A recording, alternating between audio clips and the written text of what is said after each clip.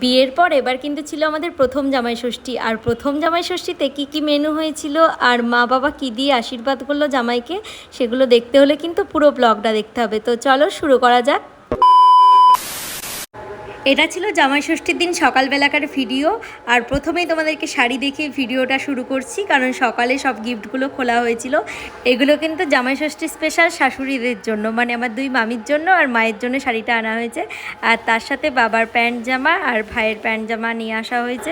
এখন হয়তো দেখে ভাবছো এই গরমের মাঝখানে আমার ভাই সোয়েটার টুপি কেন পরেছে। আসলে গ্যাংটকে আমরা গিয়েছিলাম, তো সেখান থেকে ওর জন্য আনা হয়েছে। আর গ্যাংটক থেকে ফেরার পর এই প্রথম বাবার বাড়িতে এলাম, তো সেই জন্যই এবারে নিয়ে এসেছি। আর কোনটা কেমন হয়েছে তোমরা অবশ্যই জানিও, আর শাড়িগুলো কেমন হয়েছে সেটাও কিন্তু তোমরা অবশ্যই জানিও। ওখান থেকে আরও দুটো টুপি আনা হয়েছে আমার মামার ছেলেদের জন্য। তারপরেই চলে আসি সকালের মেনুতে। ছিল পরোটা, তার সাথে তরকারি, আর সাথে ছিল মিষ্টি আর আম। তারপরে সকালে টিফিন করে আমরা স্নান করে নিয়েছি, আর স্নান করেই রেডি হয়ে নিয়েছি। আর আজকে আমাকে লাল শাড়ি পরে কেমন লাগছে তোমরা কিন্তু অবশ্যই জানিও। প্রথম ষষ্ঠী বলে কথা, সেই জন্যই তো পুরো লাল টুকটুকি বউ সেজে নিয়েছি। আর আমাকে কেমন লাগছে তোমরা অবশ্যই জানিও। আর এখন একদম বাবাকে টাটা করে দিলাম। আর এখন আমরা চলে যাচ্ছি আমার মামার বাড়ি। আর আমার মামার বাড়ি আমাদের বাড়ি থেকে ওই 15-20 মিনিট মতো লাগে। তো সেই জন্য আমরা টোটোতে উঠে পড়েছি, যেহেতু তোমাদের দাদা ভাইয়ের হাতে চোট লেগেছে, সেই জন্য তো আর বাইক চালাতে পারলো না, তো টোটোতেই যেতে হলো। তারপর ওখানে গিয়ে আর বাড়িতে ঢুকিনি, একদম পুজো শুরু হয়ে গিয়েছিল, সেই জন্য ষষ্ঠীতলাতেই চলে এসেছি আমরা। সেই ছোটোবেলা থেকে দেখছি মা কিন্তু এখানে এসেই ষষ্ঠী পুজো করে, কারণ প্রত্যেক বছর জামাই ষষ্ঠী নেমন্তন্ন কিন্তু মামার বাড়ির তরফ থেকে পড়ে। আর এবার কিন্তু আমাদেরও নেমন্তন্ন আছে, সেটা ষষ্ঠীর পরের দিন, পরের দুদিন আর কি, যেহেতু আমার দুটো মামা। তো সেই ব্লগগুলোও তোমরা অবশ্যই দেখতে পাবে। এবার কিন্তু মা ষষ্ঠীতলায় আসতে পারেনি, সেই জন্য আমি, আমার হাজব্যান্ড আর আমার ভাই চলে এসেছি। আর তার সাথে এখানে কিন্তু আমার দিদা মামিরা সবাই আছে এখানে, দেখতেই পাচ্ছ আমার পাশে ছিল। আর তারপরে এখন যেই মন্দিরে ঢুকছি, এটা কিন্তু আমার দাদু করেছিল মন্দিরটা আর কি। এটা বজরংবলীর মন্দির। তো চলো তোমাদেরকে দেখাই।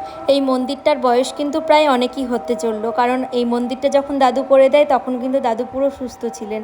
আর এখন কিন্তু দাদু আর আমাদের মাঝখানে নেই, প্রায় 2 বছর হয়ে গেল চলে যাওয়া। আর তোমরা হয়তো অনেকেই জিজ্ঞাসা করবে যে দিদি ভাই তোমার মামার বাড়ি কোথায়। আমার মামার বাড়ি কিন্তু তাজপুর, দ্বারের মাঠ তাজপুর, তোমরা অনেকেই চিনতে পারো। আর এই মন্দিরটা কিন্তু প্রপার তাজপুরেই। আর মন্দিরের সামনেই কিন্তু ষষ্ঠী গাছ, এখানেই পুজোটা হচ্ছে আর কি। তারপরে এত গরম লেগে গিয়েছিল, ওখানে আর বেশিক্ষণ থাকতে পারিনি, সোজা বাড়িতে চলে এসেছি। আর এই যে বাড়িতে এসে অনেক দিন পর রকির সাথে দেখা। আর দেখো রকি কতটা বড় হয়ে গিয়েছে। আমার যখন অষ্টমঙ্গলাতে আমরা আসি তখনই কিন্তু রকিকে নিয়ে এসেছিল মামি, তখন একদমই ছোট ছিল রকি। আর এখন দেখো কত বড় হয়ে গিয়েছে, আর আমাকে দেখে তো পুরো আদরে, কি করবে ও নিজেই ঠিক করতে পারছিল না। তারপর রকিকে আদর করার পর কিছুক্ষণ রেস্ট নিলাম আমরা। আর তারপরেই মামিরাও চলে এসেছে। আর এখানে দেখো মামি সব কিছু সাজিয়ে নিয়েছে। আজকে কিন্তু তোমাদের দাদাভাই খুবই খুশি, আর খুশি হবারই তো কথা, প্রথম জামাই ষষ্ঠী বলে কথা। তারপর এখন মামি চলে এসেছে আর সব কিছু রেডি করে নিয়েছে। আর তারপর এখন আশীর্বাদ পর্ব শুরু হয়ে গিয়েছে। এখন দেখো তোমাদের দাদাভাইকে মামি আশীর্বাদ করে নিচ্ছে। তারপর আশীর্বাদ করা হয়ে গেলে ধাগাটা হাতে বেঁধে দিল, আর তারপরেই কিন্তু মিষ্টিটা খাওয়িয়ে দিল। তারপরে তোমাদের দাদাভাইকে কিন্তু মামি গিফটটা দিয়ে দিল। আর গিফট কি দিল সেটা কিন্তু কিছুক্ষণ পরেই তোমাদের সাথে শেয়ার করব। তারপরেই মামি বলছে প্রণাম করতে হয় না, তোমাদের দাদাভাই বলছে না প্রণাম করব, আর মামি বলছে না মামা ভাগ্নে সম্পর্কে প্রণাম করতে হয় না। আর এখানে এই যে মামির গিফটও দিয়ে দেওয়া হয়েছে, এই কালো শাড়িটাই মামিকে দেওয়া হয়েছিল। আর এখানে তোমাদের দাদাভাইয়ের গিফটটাও দাদাভাই খুলে খুলে দেখছে, একটা সাদা শার্ট আর কালো একটা জিন্স দিয়েছিল। আর তারপরে আমিও একটু প্রসাদ খেয়ে নিলাম, ষষ্ঠী পুজো করেছিল সেই প্রসাদটাই আর কি। আর এই যে এটা হচ্ছে আমার গিফট, এটা মামি আমাকে দিল, এটা ছোটো মামির তরফ থেকে। খুবই সুন্দর হয়েছে শাড়িটা, মানে আমার তো খুবই পছন্দ। এই শাড়িগুলো কিন্তু সবগুলোই আমাকে ভিডিও কলে দেখিয়ে দেখিয়ে কিনেছে আর কি। আর তারপরেই মামার বাড়িতে যে রকিকে টাটা করে দিলাম। এখন আমাদেরকে বেরোতে হবে, কারণ আজকে আমার বাড়িতে রান্নাবান্না হয়েছে আর কি। আজকে জামাই ষষ্ঠীটা পুরো বাবা মা করছে। আর তারপরে পরের দিনগুলো আর কি মামা মামিরা করবে, সেই ব্লগগুলো তোমাদের সাথে অবশ্যই শেয়ার করব।